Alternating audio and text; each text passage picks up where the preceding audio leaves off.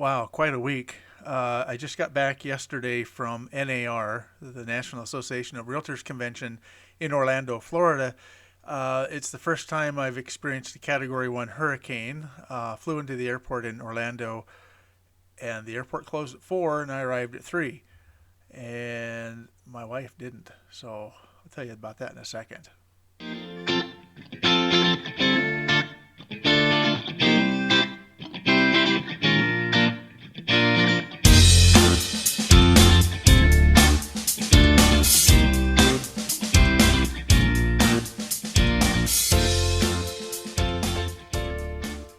Yeah, that's right. My wife and I were flying out last week from the Des Moines International Airport, and there were some X-ray machine issues. I have TSA pre-check. She does not. I made the dumb mistake. Well, probably ends up being the good mistake of going on through TSA to try to get the airline to wait for her and about 20 of the passengers. They didn't wait.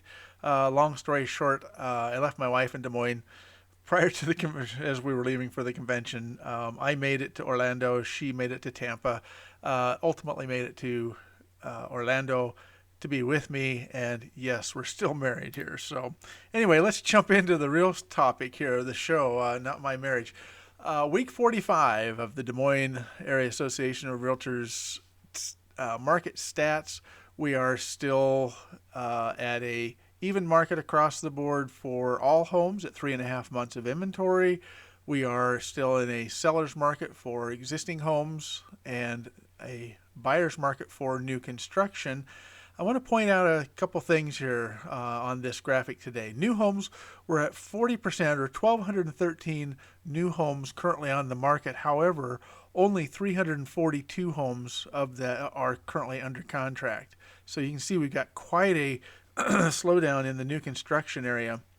And I think that, it's probably, going to settle itself out in the spring market, or in the spring, but it's just going to be kind of slow, I think, for new construction as we move into the fall here and into the winter. We're in the fall, into the winter months here. So to follow up with last week's topic before we get into talking about NAR, I brought up the fact we talked about a back on market survey, and it all stemmed from this graphic that came out 2 weeks ago, or last week, I should say.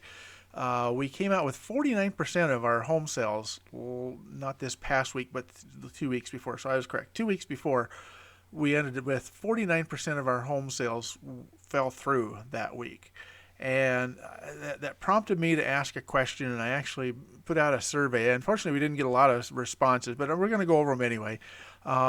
The results this week, as of yesterday, this is Monday, I'm recording this now. I'm a day late because of the travel. We were back down to just 30%, which is still high for our marketplace. We're usually around 20 to 25% back on market rate, but at least it wasn't almost half. And so what I did last week was I asked the question, I put together a quick little survey and asked agents that have experienced a sale from the first week of November through the last week if they had a home come back on the market, to answer this simple one question survey. And the question was, if you had a sale fall through since October 1st, what was the reason for the fall through?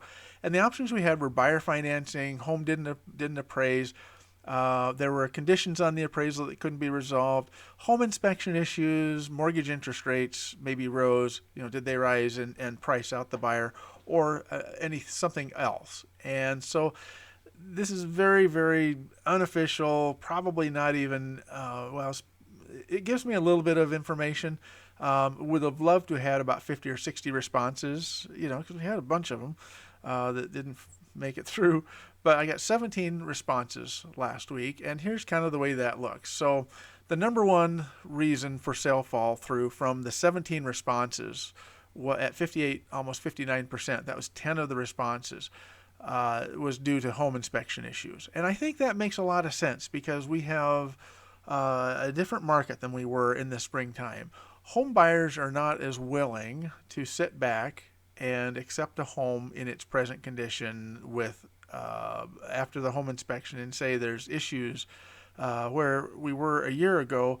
Home buyers were saying, I don't care if it needs a new roof. I don't care if the electrical is, maybe it's got a older, outdated electrical panel or a double tap or whatever. They weren't as apt a year ago to ask for those issues. And I think we're back now to the point where home sellers are being kind of held accountable for the condition of their home. And there's really nothing wrong with that. I think that's probably a good, checks and balances system. So this one didn't surprise me. 10 answers came back that it was the home inspection. So that's almost 60% of the survey response. What did come back to kind of surprise me was that we had 3 responses saying that 3 sales fell through because the mortgage rates rose and it went above and beyond the contractual interest rate. When we write an offer, we put on their mortgage rate not to exceed, say, 6.5%, and it did jump 2 weeks ago. And so that very well could have been, it's probably, in this particular case, 3 of the respondents said that was the reason. The rates went up above. We had 3 others that said that it fell apart due to buyer financing. It wasn't related to the house or the appraisal. It was just, maybe something didn't come back in on income to debt ratios or something, but it was buyer financing related. They were started the process, and then somewhere along the way, they just didn't fully qualify for the home. That happens. And then we did have 1 response that said it was buyer's remorse. So that's kind of the way the pie chart looks this week. I'll figure out a way to try to get more response to this in the future. But it was a good exercise. I would say overall, if you just kind of look at the pie chart, the home inspection conditions is probably the most common reason why a home sale falls through. I was a little surprised that we had mortgage rates, 3 and 3, and buyer financing. But anyway, that's the response. Thank you for those that did respond. And like I said, we'll try to figure out a way next time to do a little bit better promotion to get more response here. So let's jump into the report from the National Association of Realtors Convention. And that was again held in Orlando, Florida. I arrived during the week, the day of the hurricane. Attendance was down. There were a lot of flight cancellations, and we ended up with a lot of people not there, vendors not there, but we still had a very, very good convention. And this is one of the, a year ago, I changed the way I was recording months of inventory. And it had to do with Dr. Lawrence Yun coming out and saying, because of the pace of the market and the craziness of the activity, what used to be 0 to 4 months of inventory, which would have been a seller's market, and 4 to 6 would have been a balanced market or an even market, and 6 plus months of inventory would have been a buyer's market. NAR said, no, we're going to drop that for reporting. There'll be an asterisk on this probably years to come saying, months of inventory was adjusted for a couple of years. But the new measurement that they employed was 0 to 3 months of inventory. 3 to 5 was the balanced market, and 5+ months of inventory was the buyer's market. And so I was researching down there. I was trying to find Dr. Yun on the floor to ask him personally. I never did run into him. However, I did run into Dr. Jessica Lautz, who is the Vice President of Demographics and Behavioral Insights. I've gotten to know Jessica. I was on a committee that she pretty much ran. Dr. Lautz is in charge of the home buyer and seller profile. So she's got a lot of information that is very, very helpful, and I was able to catch up to her. And she said that Dr. Yun and her are both in agreement that due to the continued market conditions, even though things are changing, NAR is going to hang on to this same measurement through 2023. And when we get to the end of the show, you'll see 2024's kind of got a little different outlook for it, but 2023, they're going to hang on to this same outlook. So for the whole next year, we'll continue to measure things in 0 to 3, 3 to 5, and 5+. So that kind of answers that question. And just so you can see, this is how we look at our local market and where we currently are. We are above, again, like I said earlier at the very beginning of the show, we are about 3.5 months of inventory for overall, and this is the overall all homes rating here. But compared to a year ago, we were still below 2 months of inventory at this stage of the game. So the market is changing, but not just enough that we are going to go back to that 4 to 6. So Anyway, that's enough on months of inventory. Let's get to the fun part. If anybody goes to NAR National Convention, you have got to go see Dr. Lawrence Yun do at the session called Economic and Housing Market Outlook. This is by far the most attended, largest attendance, I would say, maybe next to the Federal Political Forum that's happening down there. But man, this is just gold if you're into market stats and the economics of real estate. I've taken his slides from the show. They produce these slides and they put them out on the NAR, the National Association website. And I've grabbed some of the slides from his presentation. I thought these are the ones that kind of most impact and are the coolest ones to talk about tonight. The question is, are we still in an economic recession or not? And this goes back to 2020, back just when COVID hit. So you can see in the first quarter of 2020, yes, the economy kind of went into a bit of a turmoil. And that's, again, this will be an asterisk on the charts. Second quarter of 2020, the market was, and general economy was down, somewhat of 30% when everything was shut down. Nobody knew if they were going to go back to work, what the future held at that point in time. Third quarter, things picked back up. You can see that the Q3 of 2020, everything was kind of flipped back. And so the fact we were down 30 and now we're back up 30, it just, it looks like it's kind of did a complete about face. And then through the year 2021, which was last year, things were kind of leveling off as far as, we were getting back out. The masks were starting to go away. People were able to get back and do some more social things. So the general effect of the economy and things were starting to kind of recover a little bit. Early 2022, when the mortgage interest rates hikes started to come in, and of course, we've had at least 2 quarters of a downturn. And your definition of a recession is that, and they're saying that the quarter 3 was back up. So effectively, NAR and Dr. Yoon and the economists are saying that we are not currently in an economic recession. It feels like it is. I would argue to say I think we are, but anyway, are we in an economic recession or not? By the numbers, it says no. It doesn't feel like it, but that's what it says. Pending home sales, this is just one of the things that kind of proves that. This scale on the left-hand side, 110, is just an index. And they say basically the target is, typically is about 100, but with the last several years, or months here with COVID from 2020, that pending home sales index has risen by 10%. And therefore, that's why it said you got that bar across the top there in the middle at 110 as the index is kind of the target point the last 2.5, 3 years. And you can see that as we ran into December of 2022 or 2021, early January of 2022, that's when the crossover hit. The crossover on the very left-hand side over there is when COVID hit. You see a sharp drop down, a sharp drop back up. But as we hit 2022, as interest rates started to rise, our pending sales went below the median or the target line there of that 110 index. And so we've seen that nationally. We've seen that locally. We know our sale pendings are down. The more inventory of homes on the market, again, now this one goes back to the year 2000.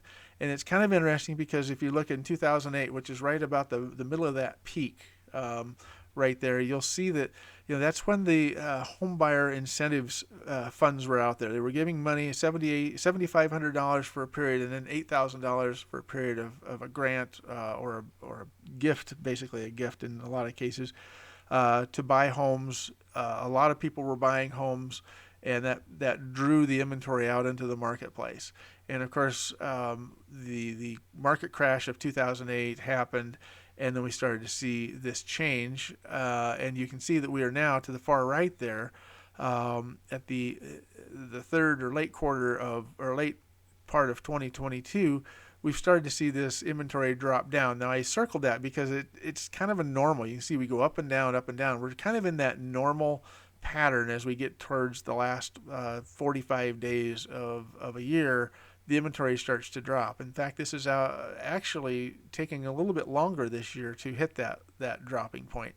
But I think we're going to see some pretty good changes in 2023. We're going to continue to see, as soon as January hits, we'll see inventory start to rise back up. And I think we're going to, hopefully get back up to that target line, which is 2 million homes on the market. Obviously, we want to see more than that, but if we get nationally 2 million homes, if we get that back up, that would be a huge jump. It would be, 500,000 homes nationally or more. To get us back up to that 2 million number. But we'll see what happens as we move into 2023. One thing that a lot of people are out there, a lot of the media is going, oh, there's going to be all these short sales, the distressed property sales. They're going to happen. Well, look what's happening here. Back, obviously, in 2010, when we had the mortgage meltdown, that's when we saw 35, 40% distressed sales. But all through really the last 7 years, we have seen the distressed property numbers actually drop, and I would say we're almost flat. I think that's around, I don't know if it's 1 or 2%, but we're certainly not seeing distressed property sales, at least right now. If general economic conditions continue into 2023, that could change, but we're not going to see a foreclosure boom at all. I think that talk has finally kind of quelled itself, and we're not seeing that in conversation. Market data throughout the first week of November versus the same time last year. So these are numbers the first week of November versus the same first week of November from 2021. Median sale price this year over year is up about 6.5%. A year ago, when we looked at 2020 to 2021, we were looking at double-digit median sale price increases. So we're seeing a little less jump, but nonetheless, we're still seeing median sale prices up. Some of that is because a lot of inventory has shifted to new construction, which is naturally also already a higher price. But it's still interesting to see that with higher mortgage interest rates, we're still seeing median sale prices on the rise. So this is another answer to that question, is by the mainstream media that says, oh my God, house prices are crashing. They're not crashing. They're just slowing down. We're still seeing a positive increase in median sale price. Unit sales are down by about 30%. New contracts, the sale pendings, are down by close to 40%. I like this next one here. This is good news for home buyers. You're no longer, I guess I wouldn't say being expected, but you're no longer, basically paying above list price nationally for a home purchase. You're right now, you're right around that 4% off, which is kind of our normal. If you look back years and years, we always said 97% or 3 to 4% off of list price is kind of where the normal is. And here we are, a year over year, we're at 96.1% list price to sale price. So that means that buyers are actually doing a little more negotiations. Median days on market obviously is longer. We're at 22 days. That was in the single digits nationally. The number of homes for sale are on the rise. We're currently up by 28.5%. And then this new fresh listings, every week we kind of have an expectation of how many new listings, not new homes, but new properties coming onto the market. And we're not seeing that pace continue. We're down. That pace is down by about 20% over last year. So while we're still building inventory, it's just slowing down and not at the same pace we saw as we were moving through the fall there. 30-year fixed rate mortgages. This is going to be a powerful graphic. This one right here, this one you've seen this one before. I've got a graphic that looks like this. It shows you from 1990 through 2022. You can see that the rates have just basically skyrocketed this year. But this next graphic it blew me away when I saw it. It was the median income to buy a home. He called it a middle home, but it's basically the median price of homes. It used to take between $40,000 and $50,000 a year median income to buy the home in that middle price point. With the rise of mortgage interest rates, now you have to be making almost $90,000 to buy that same home. So that's just another way of looking at home buying power. how it's dramatically risen over the last year due to those mortgage interest rates. So this is one that you'll probably want to come back to if you can. So the slides for today's show and every week's show are at DesMoinesMarketValues.com. And this is a little longer show today, but it's a recap here. We're almost done.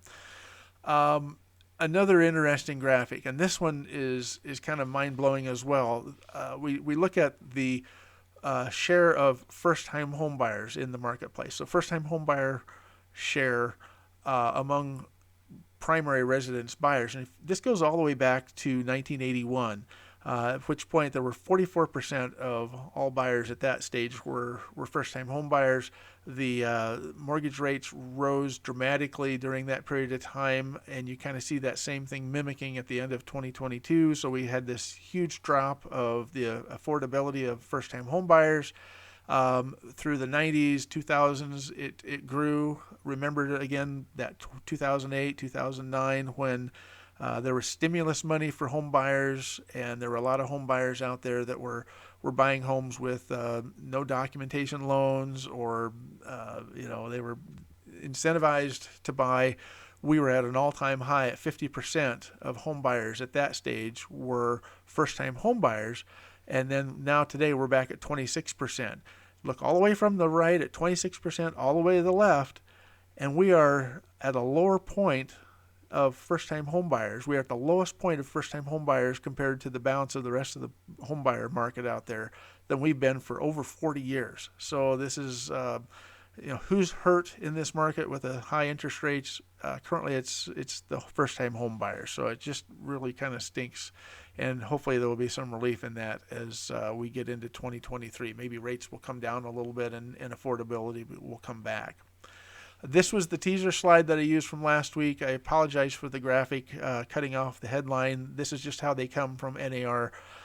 It's the question, or the headline is, how far is the next home purchase? So you can see that traditionally from 2005 through 2021, the typical home buyer moved approximately 10 to 12, maybe 15 miles from their previous residence.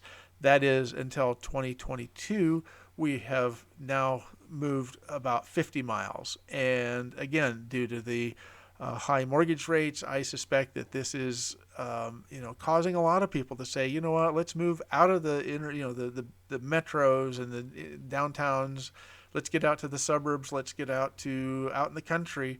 And this is what's really driving that, is their home buyers are naturally looking for a more affordable price point, and therefore they are willing to move farther away. So that's just how this graphic.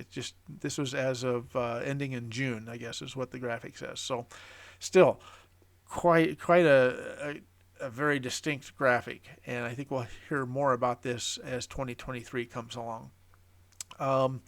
The median price of a home in future. This is a graphic that Dr. Yoon presented that goes back to 1970, and it shows by decade what is the median home price increase over the previous decade. So from the 70s, it went from 23,000 to 62,000 in the 80s, 62 to 97 from 80 to 90, and all the way up to 2010. It was 173,000 was the median home price. We're currently at 300,000 nationally, and I would say that had COVID not hit and mortgage rates not been affected, we probably would have been closer to that 220, maybe $230,000 median price point. But with that effect, NAR now is predicting that the median home price per decade moving forward is going to be 400,000, 500,000, and 600,000 respectively from 2030 to 40 to 50. That just blows me away. I can't even imagine that the median price of a home, in other words, half the homes are listed above 600,000 and half of them are listed below that in the year 2050. I don't know how anybody's going to afford homes, but obviously, wages will change, they'll increase hopefully, and that'll be how it all works. But this is just kind of another interesting prediction there. Final slide today. This is Dr. Yoon's national forecast. He goes back and he looks at the previous 3 years of home sales. He looks at the current forecast for this year and 2 years into the future. And you can see back in 2019, unit sales were pretty much flat. If you've listened to me before, you know that I had said that the pace of the real estate market is in cycles, and I said 2019 was the year we were going to peak in unit sales and we were going to kind of go back down. Everything was on track for our cycle to start the downturn, and then of course COVID hit. You can see that home prices from 2019, 20, and 2021 were all on the rise. In particular, 2021 went up almost 17%, where the previous 2 years to that were in single digits. Dollar volume, again, we're all three in an increase. Dollar volume, basically your sale price went up in 2021, rose by about 25%. Looks like in 2022 they're forecasting that unit sales from compared to last year are going to be down by about 15%. That's nationally. I will say in the Des Moines market and the Central Iowa market, we're not going to be down by 15%. We're going to not hit last year's numbers, but it's not going to be that large of a drop. Home prices are going to end up nationally. They're predicting about 10% up again this year, even with the high mortgage interest rates. That home prices and the actual volume is actually going to go down by about 5. 2023 looks to be the year of kind of the recovery. So again, if we're looking at that real estate cycle, it's almost like we've peaked in 2022. We're going to do a quick slide to the slowdown and maybe even hit the base. In 2023, we're going to have probably another year of lower unit sales. Home prices are going to pretty much flatten out. They're predicting a 1% to flat. Dollar volume is still going to go down just slightly. But man, look at 2024. They're predicting this is all going to kind of come back. If we can get through 2023, 2024 is kind of the shining star to kind of hang your hat on. And with 10% increase back in again of unit sales, home price values are going to start to go back up, and dollar volume is going to start to go back up. So that's the story from NAR, Dr. Yoon. I think that are we really going to have a tough year next year?